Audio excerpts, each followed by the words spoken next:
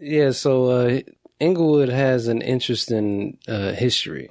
You know what I mean? And we've been trying to piece it together uh, just between people that lived it, you know, to try and get it as authentic as it can be.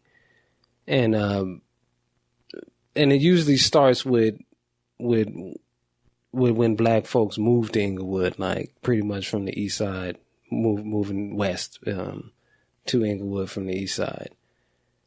And that comes with, you know, who lived here before we did. You know what I'm saying? And you can see pretty much a white student body with mid 70s yearbooks. You know what I'm saying? And then it sprinkles and then it changes by the 80s from what I've seen, right? But your family lived here, and were they already property owners or? My mom and dad moved to Inglewood. Their first place in Inglewood was off of, actually like Inglewood Ave and 120th when, my dad came back from Vietnam. They rented an apartment in Inglewood.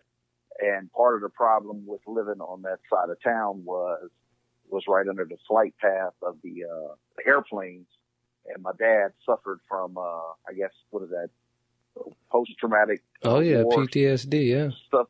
Yeah. And, he would literally push my mother out of bed. This is before I'm born. This is my mom told me, of course, that he would push her out of bed and flip the mattress on top of them when the airplanes would fly over. So they were there a couple of months, and that never changed. And then she actually found a realtor in Inglewood that serviced Inglewood. I remember meeting her because she was friends with the family years later, and they bought the house that we still own, the family still owns, in North Inglewood, kind of over in Fairview Heights. So that was 1973. My sister was 1 year old, and then I was born a year later, and that's the property that we still own today. So they weren't interested in leaving when everybody else started leaving, or they benefited from everybody leaving? My mom was heavily invested into Inglewood Unified School District. She was an instructional aide.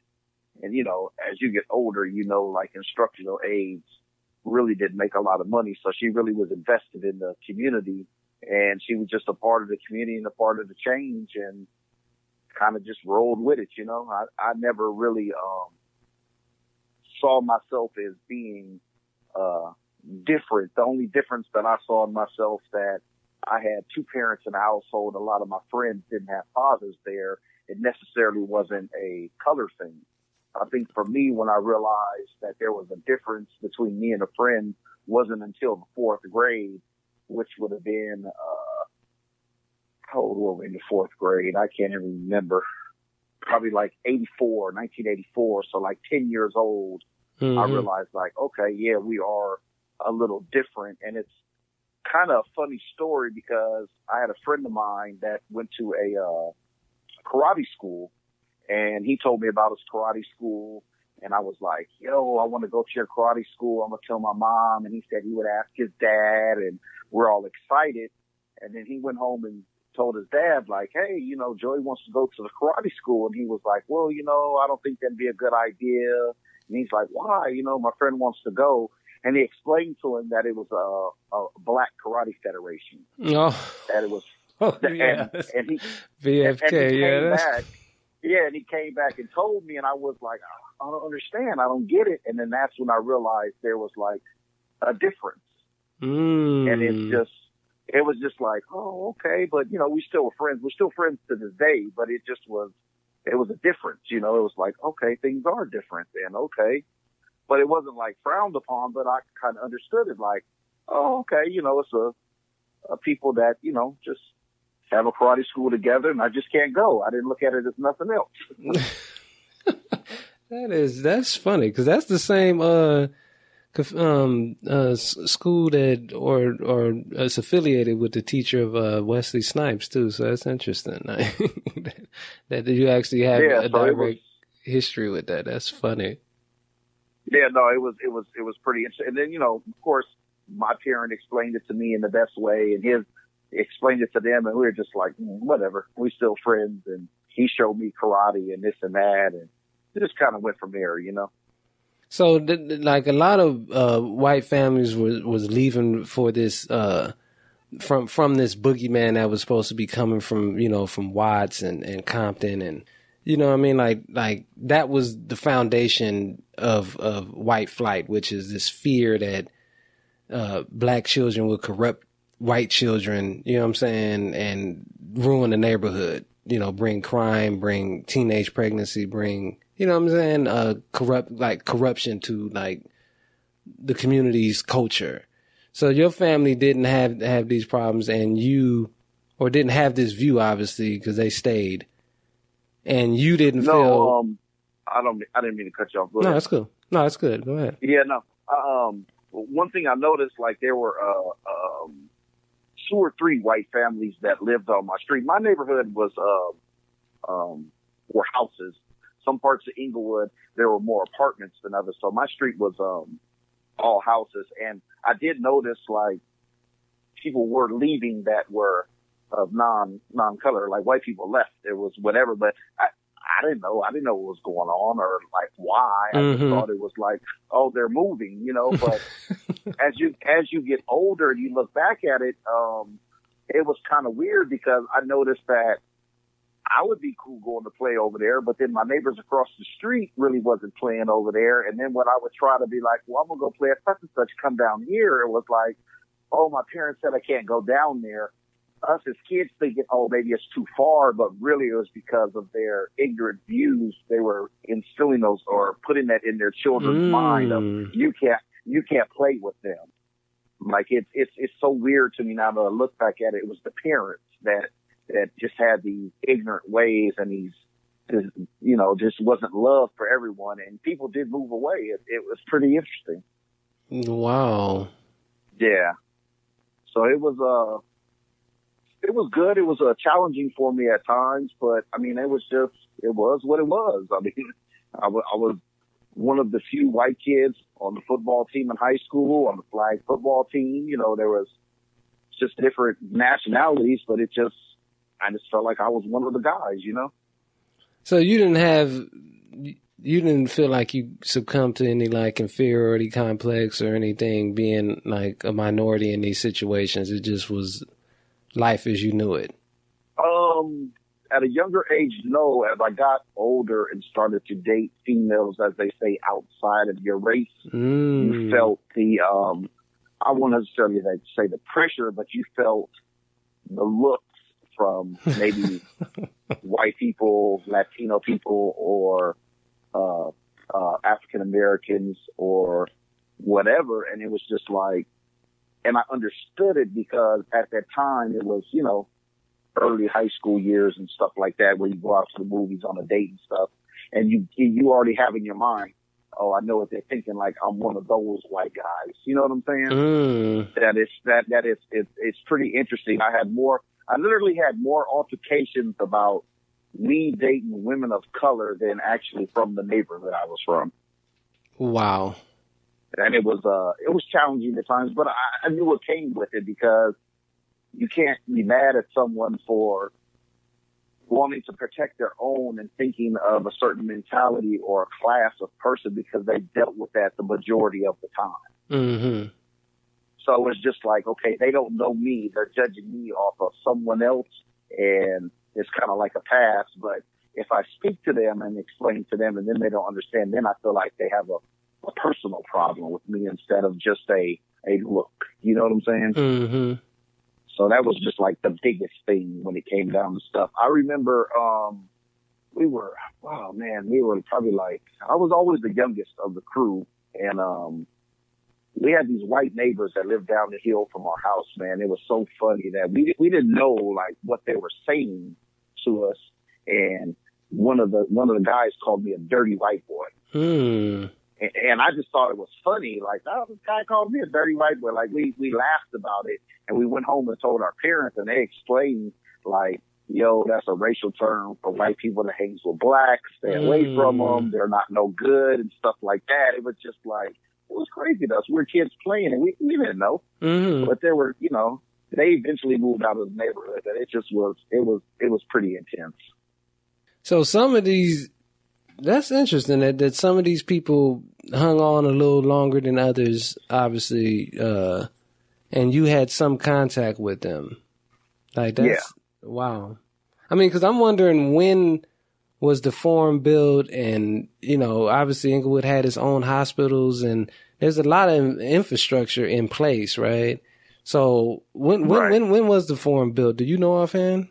I want to say 60 something. Okay, so it is a little older. I just was wondering, how did that work with, you know, like with white flight? It's like they were leaving a lot behind, you know what I'm saying, for this, from this fear and or this improvement of life, you know what I mean? I just was wondering, because the fact that the Lakers played in Inglewood is a very interesting point in history, you know what I'm saying, that it was fully invested. It was a Cadillac dealer, I remember, on like La Brea. It was a Regal dealer. Yeah, my mom, it's funny. My mom actually got a Cadillac from that Cadillac dealer that was right there on La Brea in Florence. Yep, that's it. Yep.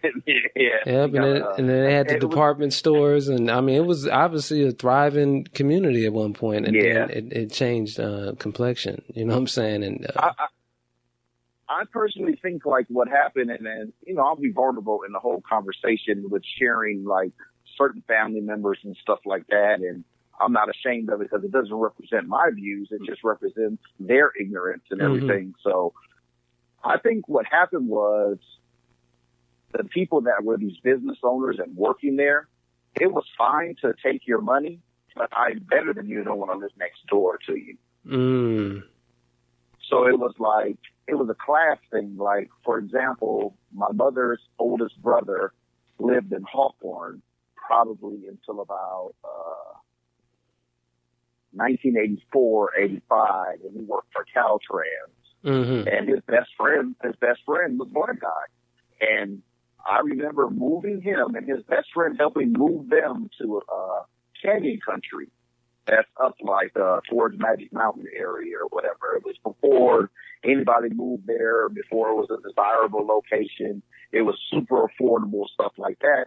And then my uncle, my cousin's mom, they moved there, and then I would go spend the summertime there. At a younger age, it was incredible. I remember going into the 9th grade, and I went to spend the summer up there, and my cousins had made like some remarks like, "How do you live down there with those people?" And I was like, "Well, what do you mean those people?" And he was like, "Well, you know, with like blacks and Mexicans." I was like, "I don't get it." I was like, "Oh, you used to live down here too." And he was like, "Oh, well, we don't go down there anymore." And that was the last time I spent the summer up there. I called my mom. I was like, "Yo, you got to come get me." She's like, "What's wrong? Did somebody do something to you?" And that literally was the last summer that I spent with that part of my family because of the views. And I was old enough to understand, like, yo, this shit's not right. And it blew me away. Like, it just didn't make any sense. But it's because they were moved away, and it's what their parents taught them. So your family, your relations with your families are still divided, you're saying? It's not necessarily divided, but I've just learned how to deal with it and just to let love oversee their ignorance, because I may be the one to correct it, or I might be the one to show them that their view on something is not good. I know it's a lot better than what it was. 4 months ago, we just celebrated my mom's mother's 98th birthday, and, you know, my entire family went, and my wife is Afro-Cuban. So there's a diverse community within there, as well as my sister children are biracial. And it was all love, and it was fun, and it was good and everything, and it just seemed like nothing was wrong. My grandmother's nurse is African American. So it's like, you know, I don't know if the views have necessarily changed, or they've given into it, or they suppressed the feelings, but that's just what I dealt with growing up. And I'm really trying to rekindle the relationship with like my cousins and stuff to see if the views have changed and stuff like that. I think, you know, as time has gone along, I think they should have corrected it, or, you know, they may just deal with it in society. But I'm very interested to know and try to fix the relationship and see where it's at, and see if I can help shed any type of light on the ignorance. So do you think if you would have moved with them to wherever they had moved to, like, and kind of made the same moves, that would have impacted your worldview? I definitely believe so, because I share with people all the time. If I was not born and raised in Inglewood and I moved out or whatever, I would be a different person. And what I share with people all the time, life is a culture, not a color. I am a part of the culture. I'm living proof that I am 100% Inglewood, but I have white skin. So it's like, I would think, yes, I would be affected, and the mindset would be different until I can get out there and venture off on my own and learn on my own again. Because you're in your parents' house, you kind of go by what they teach you. And if that's all you see, then that's all you know.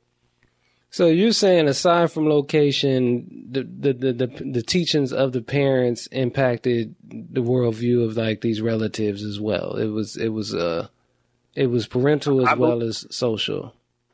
Yeah, I believe so, because it's even like, it goes back to, let's just use your grandmother, for example. Your grandma teaches you that the Bible is what to follow. And then later on in life, say you find out, oh, maybe the Bible is not it, but people are afraid to admit that their grandma is wrong. They love her. She may be deceased. She may still be here. People are afraid to admit, like, what their parent has taught them is wrong, what their relatives have taught them there is wrong. But I mean, everyone makes the mistake. You know what I'm saying? So it's kind of like, it's a teachable moment where you can question and build together and say, hey, I just kind of was reading something and found this out. Like, are you aware of this? And, you can't do it in an arrogant manner because it's your elder, but, it just has to be done. Yeah. And I was thinking, and I think, like, it's a tough battle, but I kind of feel like a responsibility as far as, like, my blood family is concerned, to really lead by example, because I stand on love. And if I stand on love like I want to, I have to reach out. I have to go to the birthday parties. I have to interact with the cousins and stuff like that, just to see where it's at. And I think I'm at a point in my life where I can do it, and maybe we can go fishing together and kind of just go from there, and not necessarily bring up the past, but share what made me be uncomfortable and see where it's at now to this day. Yeah, because I find it interesting that there was this fear of this group that was coming to the neighborhood. And from what I'm hearing, you found love and community. You know what I'm saying? Like, so here come the people that were billed as the boogie people, like these, the boogeyman is coming. And your family decided to stay and teach you a certain code, a certain ethic, and you're able to find, and thrive in a city, in a community that all these others that practice white flight feared. That's so interesting, man. That's like the background of my dad. My dad is from a small town in Pennsylvania called Elwood City, so he grew up around black people. There was black people in his town. My mother is born and raised in the South Bay. When she was born into the Harbor City projects that are not there no more. Like, I still have her, she went to North High in Torrance.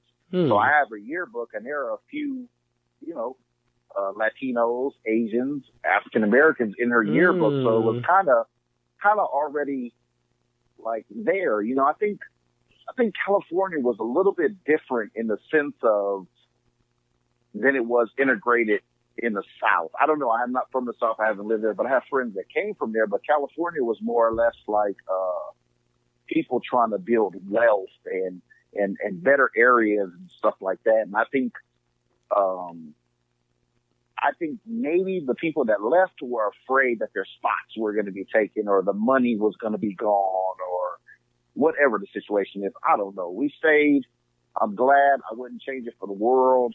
There were a lot of challenges. There were a lot of questions that needed to be answered. It was a whole lot of stuff. I remember vividly playing football at Inglewood High School from the 11th to the 12th grade year. We got a new coach that came in from somewhere else, and he jokingly said to me, I'm going to put you with the toughest guy and see what you can do. And, he put the biggest guy on me. I did pretty good. Basically the dude kicked my ass, but I held my own. He was twice my size, Division I, future player. And the coach was like, cause where I come from, white boys can't play football. And I did very well against the guy. And I threw the football at the coach and said, welcome to Inglewood. And we all laughed about it. And then he made me run. It was just like a no-win situation. It was just hilarious. And then eventually I was a captain, for one or two games or whatever. I was a pretty decent player. So you had your own Remember the Titans moment. That's very interesting. Yeah, pretty much. Yeah, so one person. It wasn't a whole team. It was one person. Yeah, yeah. It was only one white guy on the team. Yeah, that's what I'm saying. Like there was nowhere else to go with this story but your story. That's hilarious. It's just me. Yeah, so. But yeah, it was pretty funny. It was pretty cool though. It all worked out and we were all unified and stuck together, and it was a teachable and a learning moment. I knew he didn't mean how someone would have taken it nowadays, and he would have lost his damn job. But I knew what he was saying back then. I understood, Yeah, because you hear about coaches discriminating in whatever fashions to blackball players. So it's interesting that you had a little reverse discrimination taking place, for lack of a better term. Funny. Yeah. Yeah, and that's how I think my background in the music industry was my first job was radio promotions. I took a job with a record label, and no one wanted the radio promotions job because your job was to solicit the program director to play the music. I had relationships with people, but no one really knew my background and what type of music I was going to present. So I'm like, okay, let me use my skin to my advantage against the system. So I said, I'll take the job. They're going to see a white guy coming. They're going to take the meeting, but I had such a force behind me from the neighborhood that if they make me a promise, they have to keep it out of fear of the guys that back me up. So I would take the most hardcore hip hop and they would get into the meeting and hear it and be like, God, we told this dude we'll take the meeting, we'll play his records, and they didn't have a choice but to do it. And that's how I thrived in music. It was just like I used it to the advantage of the culture. And I understood. It was very interesting.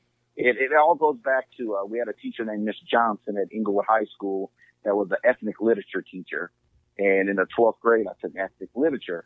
I was the only white kid in the class. She kind of looked like, why do you want to take this class? I was like, I'm interested, And by the time the end of the year, she wrote a little thing in my yearbook. I wish I had it in front of me or I kind of remember, but basically she said, use what you have to your advantage for your neighborhood and your community and where you learn love and stuff like that. She saw it and that always stuck with me.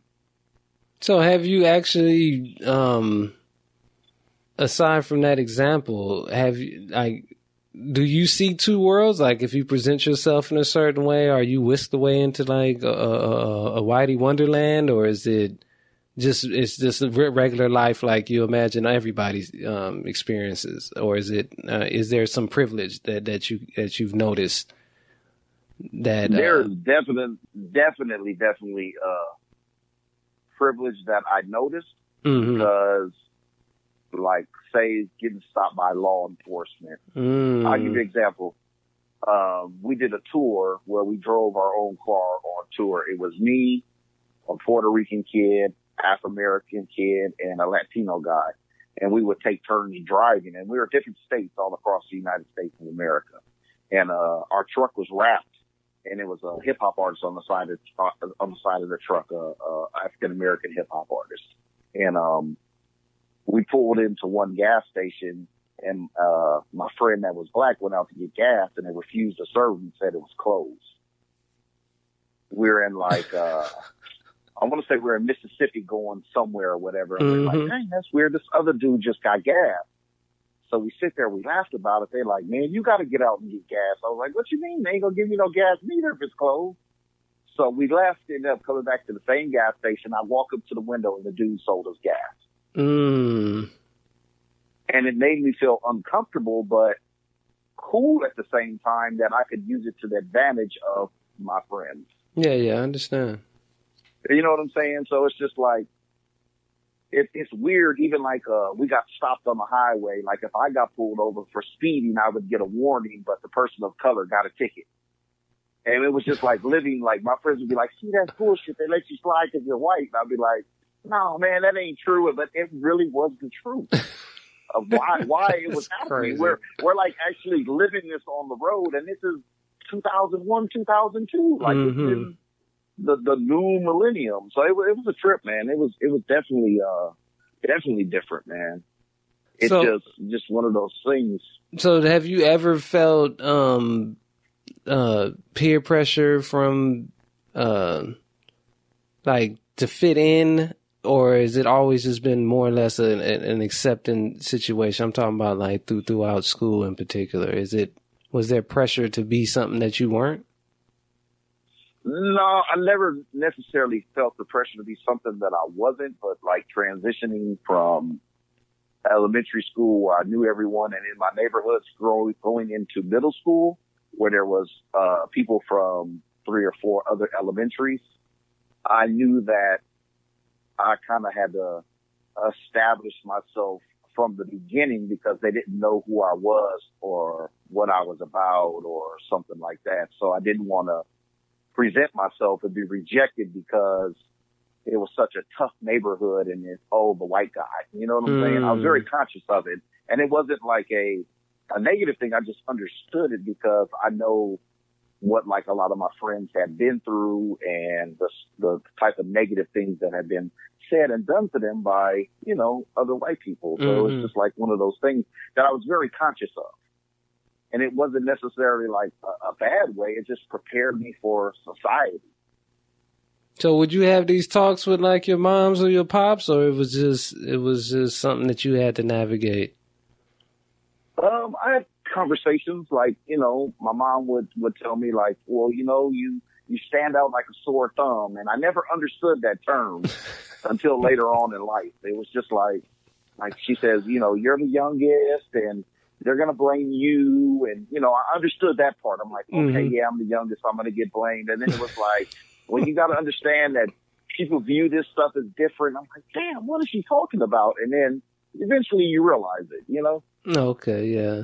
Even I noticed like, one time we got pulled over by the police and, there were some cars being broken into in the neighborhood or whatever. And they separated all of us and they wanted to hear my story and who was this? And I was just like, we're just dropping our friend off. Like, well, why? Your friend doesn't belong here. And I'm like, he lives down the street, but I'm not picking up on the racial part of it. Yeah. I'm just like, man, the dude lives right down the street. It was crazy. But after a while, you kind of feel it and then you understand it. And then it pisses you off because then you can't be mad at other people that view you that way that don't know you, that are just looking at a color. It's a tough one. Yeah, that sticking out like a sore thumb reminded me of this cat. I used to cut his hair, him and his brother's hair, some time ago, right? And then he was shorter then. I mean, still a tall young man, but he was shorter. But by the time I saw him again, after a certain break of not cutting his hair, he had stretched up to be like 6'6", 6'7", or whatever. And despite his father's efforts, right, to keep him out of nonsense, this dude started trying to gangbang. And it's like, yo, like, you can't do crime. Like you're way too tall. Like, it's like, dude, exactly. There's nothing you can do regarding crime. Like, just play basketball and go to school like your father told you to. What are you doing? Exactly. And that's the prime example of the same thing. And that's just, it took me a while to get it, but I finally cut on. Like, so you avoided banging and whatnot as well? As best as I could. But how many white guys were at Inglewood? And you get labeled and you get tired of being accused of just being friends with somebody. You know what I'm saying? It's like, oh, where are you from? Like, oh, I live in Inglewood. Oh, you da-da-da. And you're like, oh, well, you know some. Yeah, those are my friends. And then it becomes frustrating. So definitely affiliated. So it was like a a double whammy, like, oh, white boy from Inglewood and he hang with the Bloods. Like, no, like, you guys are getting it all wrong. Like, but, I mean, it just, after a while, it was just like, what's up? What's happening? And I'm like, okay, yeah, what do you want to do? So it was pretty interesting. And it was funny because I dated this young sister in Harbor City. I was 18, 19 years old. I was actually 18. I was after my senior year in high school. And in order to get to Harbor City, you would drive through Torrance. Mm-hmm. And anyone that's from Southern California knows that Torrance is notorious for being the most racist place in Southern California. I think their first black firefighter was just like 10, 15 years ago. Damn. And I got pulled over by Torrance PD. They asked me where I was going. I was like, oh, I'm going to drop my girlfriend off. And they're like, can you get out of the car? And I'm like, for what? I had to smarten off with the cops because I saw what my friends went through. She's like, just listen. So I got out the car. He says, well, you know why I stopped you? I said, I have no idea. They're like, oh, you got a burnt out tail light. I went to the back of the car and looked. I don't have a burnt out tail light. I said, I don't have a burnt out tail light. Am I free to go? And the cop was like, well, this is what I really want to ask you. And I'm like, what's up? He was like, what corner did you pick that girl up off of? Oh, wow. And let me tell you, dude, that point in my life, I was so furious and so hot and wanted to do something so much about it. I felt like, oh man, it was a life changer. I was like, this racist bastard. And I was just like, I can't even imagine what my friends go through and that's being dealt with. And oh man, I was so pissed. I just left. I didn't even ask him, could I leave? I got in the car and I just left. And I cried. I was mad. She was like, what's wrong? I didn't want to tell her what was said and what happened. It just, it was a game changer. And that just made me feel like, you racist pig. It just, oh man. And oh my God, it was something that was crazy. And that was 1993, 92, 93. Yeah, I felt similar when Red came to pick me up and from like a school dance, I think I was like in the 9th grade, man, and somebody was out there fighting or something or threatening to fight, and the school police was trying to tell people to move along, and I'm like, yeah, my brother was like, yo, it's like we about to move, like, but we were kind of looking at the activities, you know what I'm saying? Right. And this little dude's like, no, like, move now, like, trying to mouse this, this big man, like, you know what I'm saying? Right. And then my brother's like, yo, like, chill out, man. And then he tries to like hit him with the club, like move, like, And my brother like grabs the club and tells the police like, yo, come get this little, like, basically a rent-a-cop type dude. Like, that's when they first introduced that.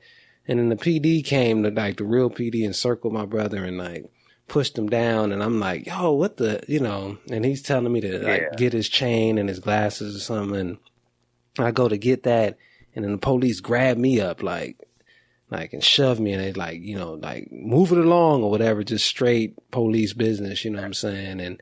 And thankfully Mustafa was there, and he's like, man, come on, man, like he can be all right, like, you know what I'm saying? But that was my first introduction to that violence. Police like, it's like, yo, this is not a game, like, and then you talking about children after a school dance, like this is not, we were on a corner. School. Yeah. 88, 89, we 13, 14 years old. Your brother being responsible to come pick you up and doing the right thing, and then look how he's treated. And it's crazy. Yeah. And then charge him with all things resisting arrest. Resisting arrest of what? Like, of what? He didn't do anything wrong. And then all of a sudden, I'm sure, it got dropped. It's a tough one, man. I think, a thing that I'm big on now in the community that I was raised in, I still live there, is the community between civilian and police. I think the biggest disconnection is if you're an Inglewood police officer, you cannot live in the city, which I think is half-ass backwards. I think you should live in the city that you police. Yeah. But they say it's, some threats, some gangs, some this or that. So whenever we have like our district number 2 picnics that, Alex Padilla throws that I think are phenomenal.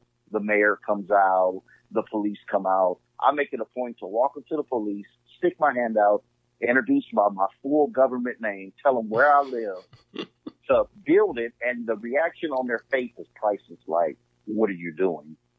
I'm like, you police my community, right? And they're like, yes, well, this is where I live, and I want you to know who I am. I'm around here, so I'm just trying to introduce myself to you.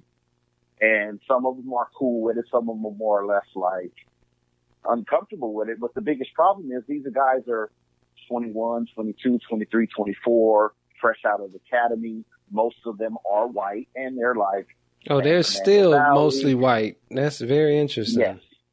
Yes. I mean, it's a lot better, but it's not where it needs to be, because if one struggles and one suffers, we all suffer. That's just the bottom line. The Inglewood police chief is still white. So did your mother ever share like the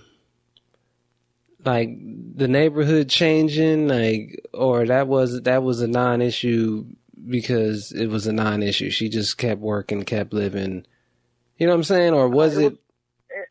There was nothing ever shared because it was a non-issue for us, because it was 73. So I think the community was a little bit more integrated. So I don't think they were there early enough to. Oh, I see, to catch that full, yeah. Latin, yeah, to catch all. Because I always wonder what that's like. You know what I'm saying? And to have a neighborhood look a certain way and then it just trickles and changes completely. That's interesting. Well, it's happening now. I've heard. Yeah, so gentrification is happening in Inglewood. He said, come home if I want to see that. It's happening right now. Yeah, it's like, you're welcome to it if you can afford it. You know, everyone is being priced out. Like, it's insane. And I get a kick out of it, right? My wife is Afro-Cuban. We're at the park playing with our kids. We see another mixed couple in the park. They all have on Uggs. We're laughing at it like, you know, a whole family with Uggs on. The wife is black, the husband is white, and they start walking our way, and I tell Ashley, I say, watch, they're gonna ask, like, you know, something or whatever, and they're gonna feel comfortable because we're a mixed couple or whatever you want to call it. So the lady walks over to us and she goes, oh, how long have you been in the neighborhood? So I said, oh, since 1974. She was like, well, what do you mean? I said, well, I'm born and raised here. I was like, yeah, my wife's from Compton, and then her husband comes over and saves her. He was like, honey, just stop. He was like, I'm gonna let you know I'm a gentrifier, I'm a businessman, I'm trying to get some of this money. Like, it is what it is. And I totally respect that. Like, if that's what you're on, be upfront about it. It just was, the lady felt so bad, and just the egg was on her face. It was so funny to me. I was just like, oh, here we go. But it's just like how everything is changing, and they think this neighborhood, like, oh my God, this place, and it's so awesome, and yeah, it's been awesome. It's the same place. Still fabulous people, fabulous homes. You know what I'm saying? It's just on their radar now, their quote unquote radar. Oh yeah, the proximity to things is killer. The beach, the LAX. It's priceless, man. It's priceless. It's happening in Compton now too. Oh, it's happening state to state. Yeah, it's official. It's going. Yeah. So I think what's happening is it's going to go all the way to what we call the east side, east of the 110. You know, I have a partnership with a printing company in Oakland, and Oakland is 100% gentrified except for East Oakland. Wow. Because in East Oakland, there are a lot of black homeowners. A friend of mine, her parents own 2 apartment buildings and a house. Like, they're not selling out or selling their property. They're staying, and they're keeping, and they're standing what they're standing on. So they can reap the benefit of this stuff that's going on. Yeah, I think that was, you know, poverty played a role in that, where we just weren't invested the way that we should have been. Because I mean, if you're invested, then it takes that eminent domain. You feel me, to really shift you. So I think that was a problem with a lot of people we grew up with. Is just like, you know, maybe not so much on your side, but for sure on my side, we was renters. You know what I mean? Yeah, but it's even to the point to where I think back to the school system. It's all in the school system. Like, I never remember being taught how to do taxes in school. I never was taught about credit in school. It seems like that's all a part of the system and society's plan to undereducate so we can come back and take this at any time. Yeah, I agree. I mean, and it's a tough one to try to figure out because everything can't be the world against the hood. But that's what it feels like at times. Yes, and that's what I'm saying. Like as an outsider, let's just briefly talk about like you're like the concept. The belief is that white people tap into a network, consciously or subconsciously, and it would appear that you haven't tapped into the network because of your exposure, your experiences, right? But this world is still set up. This system still sets you up for certain advantages. So is there ever a time where you feel like, I mean, obviously before your marriage, you know what I'm saying, that, damn, I need to go on the other side and try and access this white privilege everybody's talking about, like fully access it. You know what I'm saying? Well, whatever that would mean, because it's only mythical, it's only theoretical from those of us that's outside of it.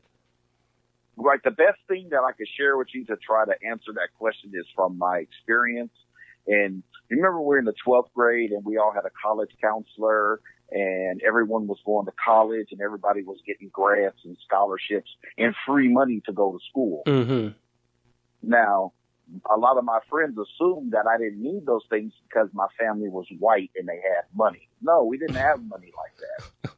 And when I went to try to get a grant, a scholarship, or anything, there was literally nothing available for me because I was a white guy. and I felt the effect like, damn, like, okay. I mean, I'd like to try to go to school, but it's very expensive. Even though I wasn't big on college, but I want to try, But it was just like, I felt the thing like, well, this white thing is not what everyone thinks it is because of privilege. And it was a trip. It was like, I got it, but I didn't experience it like that, Yeah. It was a class situation. And I think for me, I think times, I do believe that there's still a huge problem with, racism. But I think the bigger thing and the bigger shift, at least in my mind, was with Hurricane Katrina. When Hurricane Katrina hit, white people, black people, Asian people, all colors died. But one thing that they had in common, they all were poor. Mm. And I think that was a big shift in society to view from race to class, according to your tax rate. Yeah, that's told it a lot, and I thought that what was special was when we are the 99% was being pushed. I think that covers exactly what you're saying, that if we moved as a working class, then we can produce justice probably like never before. I definitely agree with that. I just don't think that there's enough people willing to shed whatever it is to be white. Sacrifice, yeah. Yeah, whatever that is, because that ultimately there's a fallback on whiteness. It's like, okay, I'm with you, I don't like to sound like that, but I'm not willing to give up. They can tap out at any time. Exactly. And yeah. So the we are the 99% definitely to me is a truth. And what you're saying should be true, but there's argument against it. You see what I'm saying? I'm not going to get into that argument with you, but there's definitely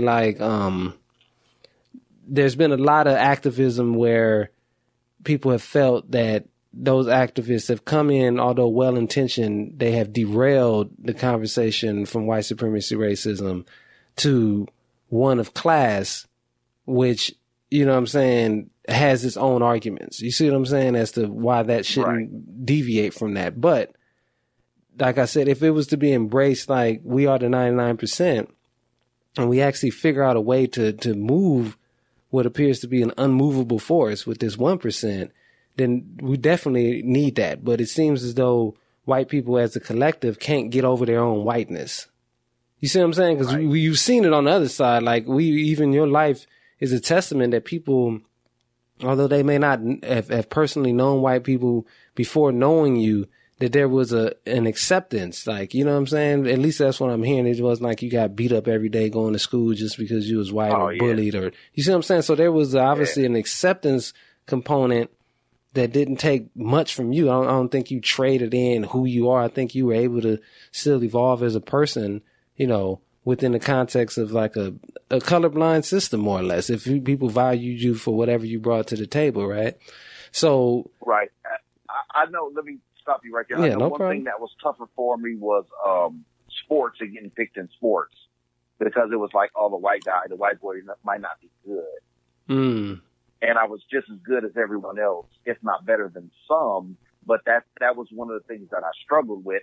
I'm like, damn, they're not picking me because they don't think I can play, or they're not picking me because, oh, I'm the only white guy. So there was some insecurity there in that area, but it wasn't enough to feel like whatever. It was a force behind me to push, to do better, to be the best, to work the hardest, to do all that kind of stuff. Mm-hmm. So it didn't really have a negative effect on me, or at least I didn't feel like it did, you know? And I think with what you're saying about the 99%, I think everyone's situation is different as far as like supporting and doing things.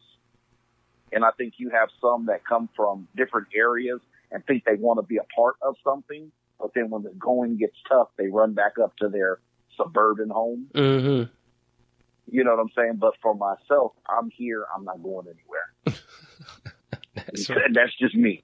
I'm standing what I stand on, and it's love. And I was taught this deep amount of love in the urban community by African Americans, by the Latino, all the unity and all the great things that I've learned and been blessed to be a part of. Mm-hmm.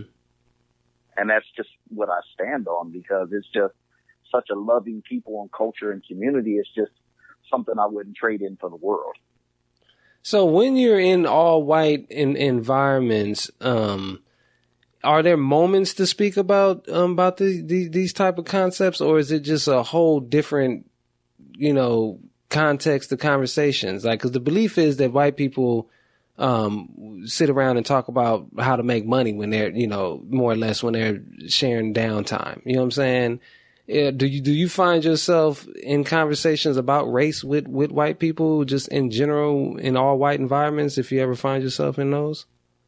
I think what happens for me, like, you know, I drive Uber full time. That's what I do. Mm-hmm. And I've been in some areas with some, what you would consider like wealthy white people. Okay, I've been in Beverly Hills before, and I pick someone up and I speak to the person and say, hey, you know, how you're doing? And the first thing that they say is, oh my God, like, where are you from? And I was like, oh, I'm from Inglewood. And they're like, well, where's the Southern accent from? And you know, it gets irritating, but I'm like, no, you know, what is a Southern accent? What is that? Is that code word for something? What are they? I think it sounds like if I was a person of color, I would sound normal. Because I'm white and I sound like this. That is Southern. That's interesting. That's funny. Yeah. So it's just like, so the first start is like, oh, you live in Inglewood. Well, when did you move there? Oh, I'm born and raised there. Oh, really? They say, oh, really? And I'm like, yes. And then the conversation changes. It's not the same anymore. I've noticed that. And then you got some people that open up and they be like, oh my God, it's such a great place. You're lucky to be there. And I know the city's been awesome for years, and people, you know, are now moving in. How do you feel about it? There's open dialogue about it. Mm-hmm. Interesting. I was Ubering in Orange County, which is predominantly like a white neighborhood. And to be honest with you, until about 7 months ago, I didn't know what the term white flight meant. I'm Ubering. It's a young lady, African-American young lady. She's in the car. She's like, hey, you know, I was reading on your profile, on your Uber profile, that you're from Inglewood. And I was like, yes. And she was like, what the hell's wrong with you? Your parents didn't hear a white flight? And I was like, what is that? She was like, hell, my family even moved out of there. I'm like, what? And I started laughing. She was like, yeah, when all the white people moved out. Wow. So I'm cracking up laughing. I'm just like, oh man, this is too much. But she was really cool. We laughed about it. she says how she misses the neighborhood and she feels like she missed a part of culture with growing up in Orange County with predominantly white people, and she lacks certain social skills because you think you grow up one way and this is it, and then you go into the real world and it's very diverse and different cultures, and it's just like you're shell shocked because you think this is it. Yeah. So it's like, you know, you have the advantage of growing up in the inner city where it's very diverse and basically a gumbo pot of everybody from different types of background, and it prepares you for the real world. I mean, but the real world, unfortunately, for some of these white people are private schools all the way through graduate school and then private companies, and it's all white spaces. Yeah, so, true. I mean, they still are deprived of diversity. I understand that, but, you know, they would rather see, you know, non-white people performing on stages at a safe distance with security and police. You feel me? Like, so that's their experience versus actually benefiting from a cultural exchange. So ultimately, your upbringing brought you, it sounds like, into a space where you may not even be invited into, you know what I'm saying, the Illuminati meetings or anything. You know what I'm saying? Like you sound like you're. Hey, look, I only could fake it for so long, and then it just comes out. It's just I don't get it. I don't understand it. I don't respect it. I don't want no parts of it because it's phony. It's just there's just some things there that I believe in. I share this with people a lot of times that I feel like that understand, are woke and conscious. That I think the biggest insecurity of most white people are they're not the original person. And they're insecure about it. So they want to dominate in these worldly ways instead of learning from God's people, which are people of color, and the first man to walk the face of the earth, and try to rule with fear and force instead of learning love and compassion and all these great things that are here to offer that I've learned growing up in this community. It's like, it's so crazy to me is that if you don't see love in someone that has been through what blacks have been through in America, and they're still here and they're still loving and they're still caring and they're still thriving, like, you don't know what God is. You don't know what it is. That's just wholeheartedly what I believe. Because for a group of people to be put through what they've been put through and still be resilient and still be a smile on their face and fighting and pushing through it, it's just like, man, if that's not God, I don't know what is. And you'll have this conversation with whoever you're having a conversation with, regardless of color. Like regardless. Okay. I mean, because that's the complaint, is that you got people that believe a certain way, but they never talk to white people. Like, it's like they only talk to us. I've had this conversation with people, and that's the great thing about Uber. It's just like, this is my car, my conversation. I'm going to get you there safely. You want to have this dialogue. I'm going to warn you. Like, I may say some things you don't agree with, so don't hold it against me in my 5-star rating, because I'm doing everything right. I'm not speeding. I'm not running the red lights. So I've had this open dialogue, like, with just all different types of people. It goes well with some people. It goes bad with some people. But I don't love them no more, no less. I still respect them for being human. They have work to do, not me, as far as like being ignorant and not certain things. I had one writer the other day that, oh man, she got on me so bad about a vote. Like, I really don't hold like when people vote in their religion. Like, I don't hold people like to that. That's their personal preference. This lady was on me so tough about, did I vote for Maxine Waters? She was like, oh, where do you live? I was like, oh, I live in Inglewood. She was like, oh my God, don't tell me you voted for Maxine Waters. I was like, what are you talking about? She was like, that's your district person, and she's rotten to the core, and my friend was running against her. And I was like, she named her friend's name, and I was like, yeah, I don't have enough information to know like who your friend is. And she was like, I knew it. You voted for her. I said, first of all, if I don't know enough about it, I don't vote for what I don't know. I voted for officials in Inglewood that I know about and kind of went from there. But it was just like to the point where it was just like, this lady was on this vendetta of against Maxine Waters, and I'm like, well, okay, she won, so there's nothing you can do about it. Wow. She was like, oh, it's just ridiculous. She's stealing from you guys. I'm like, look, I have not felt any effect from Maxine Waters being over our district. I said, matter of fact, she was at a basketball game the other night. Her son coaches at a high school at Crenshaw High. She was there. She supported the community. That's fine with me. All this other stuff you're talking about, I don't know. Mm-hmm. But it was just so crazy on she was just hell-bent of this lady being a thief and rotten to the core, and probably never seen her a day in her life. It was crazy. It was just like, it was insane. Oh, and then yeah. I got home and I thought about it, and I spoke to my wife about it, and I was like, yo, remember when we were talking about Maxine Waters and voting and this and that? She was like, yeah, she ran against this guy, blah, blah, blah. And she was so on it, I couldn't even remember, but I did end up voting for Maxine Waters, and I was like, but I was so wound up in her whatever, it was like, damn, I wish I could have told her, well, yeah, I voted for her, just to see where it went, but I wasn't sure. It was so much going on, and this was an Uber ride from Bel Air to like West Hollywood in the peak of traffic, so I'm in the car with this lady for like an hour and a half. Wow. It was just, it was insane. So, do you feel, or are you aware of like, or how are white people doing things? And this is a broad stroke joint, but just to make sure, you know what I'm saying?